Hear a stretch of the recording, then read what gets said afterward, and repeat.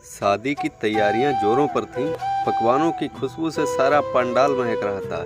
छोटे छोटे बच्चे डीजे की धुन पर उछल रहे थे। टीनएजर्स लड़के भाग भाग कर मेहमानों की आवभगत में लगे हुए थे। शेखर अपने दोस्तों के साथ क्रिकेट के विषय में वाद विवाद करने में मशगूल था। तभी उसकी नज़र एक लड़की पर पड़ी। सांवली सलोनी सूरत पर मोतियों जैसे सफ़ेद दांत उसकी खूबसूरती को चार चांद लगा रहे थे। उस पर समंदर जितनी गहरी नशीली आंखें उसे डुबोने को तैयार थी। वह चाहकर भी उस लड़की से नजरें नहीं हटा पा रहा था। इन सभी बातों से बेखबर वह लड़की अपनी सहेलियों से बातें करने में व्यस्त थी। तभी शायद उसे अपने चेहरे पर किसी के नज़रों की गर्मी का एहसास हुआ। बात करते करते उसने इधर उधर नज़र घुमाई तो देखा कि एक लड़का उसे प्यार से घूरे जा रहा है। लड़कियों को घूमने वाले लड़कों से उसे सख्त नफरत थी। उसने घबराकर तुरंत अपनी नज़र दूसरी तरफ हटा ली और अपनी सहेलियों के साथ बात करने में लग गई। कुछ देर बाद जब उसकी नज़र उस लड़के पर पड़ी तो उसने देखा कि वह अभी भी उसकी तरफ ही नज़रें जमाए हुए था। अब वहाँ बैठना उसके लिए मुश्किल हो रहा था, इसलिए वह वहाँ से उठकर अपनी सहेलियों के साथ पता नहीं कहाँ गुम हो गई। उसके जाने के बाद भी शेखर उसी के ख्यालों में खोया हुआ था। कहाँ खोया हुआ है? दादाजी कब से तुझे अंदर ढूंढ रहे हैं।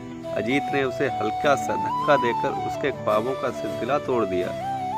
हाँ कहते हुए वह हड़बड़ाकर उठा और बरामदे की तरफ गया, मगर अभी भी उसकी निगाहों में उसी लड़की का चेहरा बसा हुआ था। सच्चे प्यार की एक ऐसी अधूरी कहानी जिसे पढ़कर आपकी आंखों में आंसू आ जाएंगे। शेखर लखनऊ के एक मिडिल क्लास फैमिली से ताल्लुक़ रखता है। वह शहर के एक नामी इंटर कॉलेज में पढ़ाई कर रहा था। शेखर पढ़ाई में तो तेज था ही, दिखने में भी काफ़ी स्मार्ट था। अजीत उसका क्लास फेलो था और वह उसी की इकलौती बहन नेहा की शादी में बाराबंकी आया हुआ था। उसके साथ साथ उसके कॉलेज के कुछ और दोस्त भी आए हुए थे। हालांकि उन्होंने कई बार आने में असमर्थता जताई, परंतु अजीत की जिद के आगे उनकी एक न चली। कौन है वो लड़की और कहाँ से आई है? दादाजी की फरमाइश पूरी करके जब वह फ्री हुआ तो वह दोबारा उसी लड़की को ढूंढने लगा, मगर वह कहीं भी नजर नहीं आई। उसे ना पाकर उसे थोड़ी बेचैनी सी महसूस होने लगी। अब वह दोस्तों के साथ तो बैठा था, लेकिन उसकी बातों में दिलचस्पी नहीं ले रहा था। वह लगातार उसी के बारे में सोचे जा रहा था। रात को बरमाला के समय में उसने देखा कि वही लड़की नेहा के हाथों को थामे बरमाला स्टेज पर चढ़ रही थी। सफ़ेद सूट में उसका निखरा हुआ हुस्न कहर ढा रहा था। पल भर के लिए उसकी नज़रें मिली तो उसने मुस्कुराकर निगाहें नीची कर लीं। उसके बाद कई बार उन दोनों का सामना हुआ, लेकिन दोनों बिल्कुल अजनबी बने रहे। यार अजीत, वो नेहा के साथ सफ़ेद सूट वाली लड़की कौन है? सुबह विदाई के वक्त उसने अजीत से पूछ ही लिया। वे दोनों एक दूसरे से कोई बात नहीं छुपाते थे। यह नेहा की स्कूल फ्रेंड सनाया है, अजीत ने बताया। यार, मुझे इससे दोस्ती करनी है, किंतु मुझे समझ नहीं आ रहा कि मैं उनसे कैसे बात करूं। मुझे बड़ी शर्म आ रही है। कुछ हेल्प कर देना यार। क्या प्यार व्यार हो गया है क्या? अजीत ने उसे छेड़ा। हाँ यार, लगता तो ऐसा ही है। हाँ तो कर लेना बात, लड़कियों की तरह क्यों शर्मा रहा है? कॉलेज में तो बड़ा शेर बनता है। अजीत ने जानबूझकर व्यंग्य किया और विदाई में जुट गया। वह उसका उतरा हुआ चेहरा देखकर मन ही मन मुस्कुरा रहा था।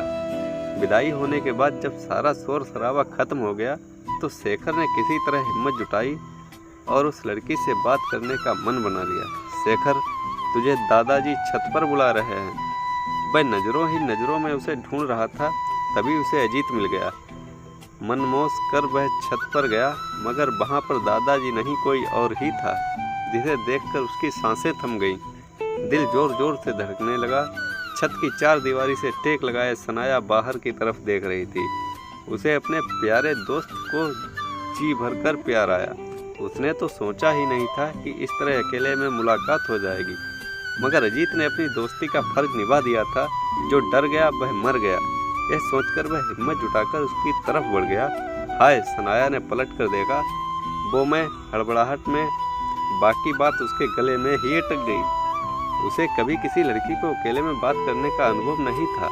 आपका नाम शेखर है और आप अजीत के दोस्त हैं, सनाया ने मुस्कुराते हुए कहा। शेखर समझ गया कि यह सब अजीत ने ही बताया होगा। मैंने कल आपको देखा, आप उस ड्रेस में बहुत खूबसूरत दिख रही थी। उसे मुस्कुराते देखकर उसकी थोड़ी हिम्मत बढ़ी थी। वह बिना समय गवाए बोला, क्या हम दोस्त बन सकते हैं? हाँ हाँ, क्यों नहीं। मेरा नाम सनाया है और मैं नेहा की दोस्त हूँ। सनाया ने भी अपना परिचय दिया। फिर दोनों ने एक दूसरे के परिवार वालों के बारे में बातें करने लगे। सनाया, मुझे आपसे, इससे पहले कि वह आगे कुछ कहता, सनाया का फ़ोन बजने लगा। हाँ पापा, आ रही हूँ, पापा बुला रहे हैं, अब मैं चलती हूँ। कॉल डिस्कनेक्ट करते हुए वह तेज़ी से सीढ़ियों की तरफ बढ़ गई। फिर मुलाकात कब होगी? कोई नंबर तो देती जाओ, दिल से कोशिश करोगे तो ज़रूर मिल जाएगा। कहते हुए वह छन छन करती हुई सीढ़ियों की तरफ नीचे बढ़ गई। अगले दिन वह भी अपने घर चला आया, लेकिन अब उसके साथ सनाया की यादें भी थीं। वह हरदम उसके बारे में सोचता रहता। उसने अजीत से फ़ोन करके सनाया का नंबर पता लगाने को कहा। नेहा के पास तो उसका नंबर होगा, लेकिन मैं अपनी छोटी बहन से इस बारे में बात नहीं कर सकता। पता नहीं वह मेरे बारे में क्या सोचेगी। अजीत ने अगले दिन कॉल करके अफसोस जाहिर किया। शेखर के पास जो उम्मीद थी वह खत्म होती नजर आई। वह बिल्कुल मायूस हो गया, लेकिन कहते हैं ना, किस्मत में जब मिलना लिखा होता है तो वह कहीं ना कहीं से रास्ते ढूंढ ही लेती है। एक दिन शेखर फेसबुक चला रहा था, तभी उसके दिमाग में एक आइडिया आया, क्यों ना फेसबुक पर उसका नाम सर्च करके देखें। उसने तुरंत सर्च बॉक्स में उसका नाम टाइप किया। संयोगवश सनाया की फेसबुक आईडी मिल गई।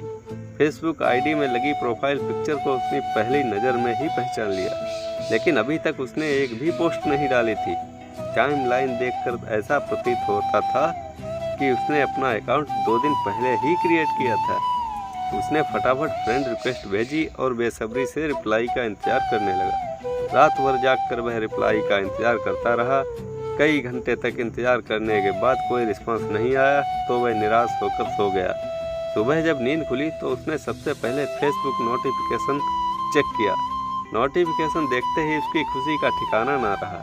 सनाया ने फ्रेंड रिक्वेस्ट स्वीकार कर लिया था और साथ में हाय का मैसेज भी लिखा हुआ था।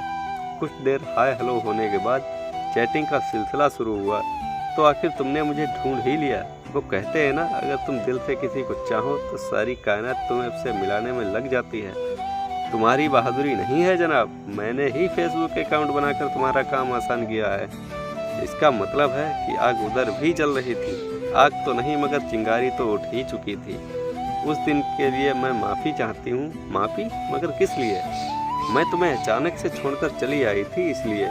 एक्चुअली पापा का ज़रूरी कॉल था, इसलिए हमें भी उनके साथ आना पड़ा। कोई बात नहीं, मैं समझ सकता हूँ। चैटिंग के द्वारा एक दूसरे की पसंद नापसंद जानना, एक दूसरे से अपने दिल की बातें करना शुरू हो गया। थोड़ी देर बाद दोनों ने अपना मोबाइल नंबर भी एक्सचेंज कर लिया। अब वे रोज़ाना एक दूसरे से कॉल और मैसेज का इंतजार भी करने लगे। जिस दिन उनकी बात नहीं होती थी, उस दिन लगता कि उनकी कोई चीज़ खो गई हो। पढ़ाई लिखाई, खाना पीना, सोने जागने से लेकर हर छोटी बड़ी चीज़ एक दूसरे के साथ शेयर करने लगे। हालांकि दोनों ने कभी एक दूसरे को खुलकर आई लव यू नहीं कहा था, लेकिन फिर भी दोनों को एक दूसरे से बेहद प्यार था। धीरे धीरे वक्त बीतता गया। वक्त बीतने के साथ साथ दोनों के बीच प्यार और भी गहरा होने लगा। इतना गहरा कि अब वे एक दूसरे से मुलाकात के लिए तड़पने लगे। अतः उन्होंने नववर्ष के दिन बाराबंकी के एक खूबसूरत पार्क में एक दूसरे से मिलने का प्लान बनाया। तय समय पर दोनों पार्क में पहुंच गए। वहां उन्होंने एक दूसरे से ढेर सारी बातें की। कब के बिछड़े हुए हम आज यहाँ आके मिले, जैसे सीमा से कहीं लौ ये झिलमिला के मिले। आई लव यू सनाया, मैं तुमसे बहुत बहुत प्यार करता हूँ। उचित अवसर देखकर शेखर ने सनाया को प्रपोज कर दिया। I love you too Sanaya ने भी मुस्कुराते हुए यहाँ कर दी। पहली मुलाकात के बाद धीरे धीरे मुलाकातों का सिलसिला शुरू हो गया। शेखर जब भी अपनी प्रेमिका से मिलने आता, उसके लिए कोई ना कोई गिफ्ट जरूर लेकर आता। हालांकि सनाया बार बार उसे मना भी करती रही, लेकिन वह हमेशा अपनी प्रेमिका को खुश करने के लिए हर मुमकिन कोशिश करता। धीरे धीरे उनका प्यार परवान चढ़ता चला गया। कुछ दिनों बाद वैलेंटाइन डे का समय आया। यह उनके प्यार का पहला वैलेंटाइन डे था। हर तरफ प्रेमी प्रेमिकाओं के बीच गिफ्ट के चर्चे चल रहे थे। प्रेमी अपनी प्रेमिकाओं को महंगे महंगे गिफ्ट दे रहे थे। शेखर के मन में आया कि मुझे भी सनाया को कोई अच्छी सी गिफ्ट देनी चाहिए, लेकिन दिक्कत यह थी कि उसके पास इतने पैसे नहीं थे वह सनाया को कोई अच्छा सा गिफ्ट कर पाता। इस वजह से वह बहुत परेशान और तनावग्रस्त डूबा हुआ था। बैठे बैठे वह सोच रहा था कि अगर मैंने सनाया को कोई अच्छा सा गिफ्ट नहीं दिया तो शायद वह मुझसे नाराज हो जाएंगी, कहीं हमारे प्यार का रिश्ता कमजोर ना हो जाए। ऐसे ही तरह तरह की नकारात्मक बातें वह सोच रहा था, तभी सनाया आ गई। जब उसने देखा कि वह चिंतित और दुखी है तो उसने उससे दुखी होने की वजह पूछी। शेखर शर्म के मारे अपनी परेशानी बताने से कतरा रहा था, किंतु सनाया भी जिद पर अड़ गई। तुम्हें मेरे सर की कसम, बताओ क्या बात है? सनाया ने उसके हाथों को जबरदस्ती अपने सर पर रखते हुए कहा, मैं इस वजह से दुखी हूँ कि यह सारे लोग एक दूसरे को वैलेंटाइन डे गिफ्ट दे रहे हैं, लेकिन मैं तुम्हारे लिए कोई गिफ्ट नहीं ला पाया हूँ। दरअसल पिछले हफ्ते पापा की जॉब चली गई और इस वक्त मेरी आर्थिक स्थिति इतनी अच्छी नहीं है कि मैं तुम्हें कोई अच्छा सा गिफ्ट दे सकूं। इसलिए मेरे दिमाग में बार बार यही बात आ रही है कि यदि मैं तुम्हें कोई गिफ्ट नहीं दूंगा तो तुम मुझसे नाराज हो जाओगी और मुझसे रिश्ता तोड़ लोगी। इतनी बात सुनते ही सनाया को हंसी आ गई। बस इतनी सी बात के लिए तुम इतना टेंशन ले रहे हो? वह हंसने लगी। तुम्हें क्या लगता है मैंने गिफ्ट पाने के लिए तुमसे रिश्ता जोड़ा है? क्या हमारा प्यार बस इतना ही कीमती है जो इन छोटी मोटी चीज़ों के लिए बिक जाए? तुम्हें ऐसा सोचा भी कैसे कि मैं गिफ्ट के लिए नाराज हो जाऊंगी? हंसते हंसते अचानक वह गंभीर हो गई। अरे पागल, ऐसी बातों से कहीं रिश्ता टूट सकता है? जो रिश्ता स्वार्थ से जुड़ा होता है, किंतु हमारे प्यार में स्वार्थ है ही नहीं। हमारा रिश्ता प्यार और विश्वास से जुड़ा हुआ है और प्यार और विश्वास से बड़ा कोई गिफ्ट हो ही नहीं सकता। इसलिए मुझे गिफ्ट की ज़रूरत नहीं है, बल्कि तुम्हारे साथ की ज़रूरत है। अगर तुम मुझे गिफ्ट देना ही चाहते हो तो वादा करो कि तुम जीवन भर मेरा साथ दोगे। सनाया भावुक उठ हुई। मैं वादा करता हूँ कि मरते दम तक तुम्हारे साथ रहूँगा। शेखर ने उसका हाथ अपने हाथों में लेते हुए कहा, हाँ तो अब मेरा मुंह ताकते रहोगे या गले लगाकर बधाई भी दोगे? वह बनावटी गुस्से में बोली, happy Valentine day my love. Shekhar उसे सीने से लगाते हुए बोला, happy Valentine day to you. मुस्कुराते हुए सनाया उसकी बाहों में समा गई।